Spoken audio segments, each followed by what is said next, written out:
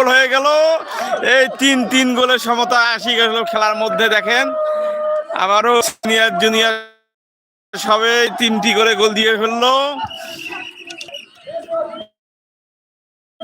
এই মুহূর্তে খেলার ফলাফল সিনিয়র 3 জুনিয়র 3।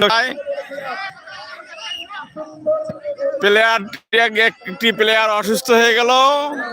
এই দেখে ধরে আছে, পা টানতেছে।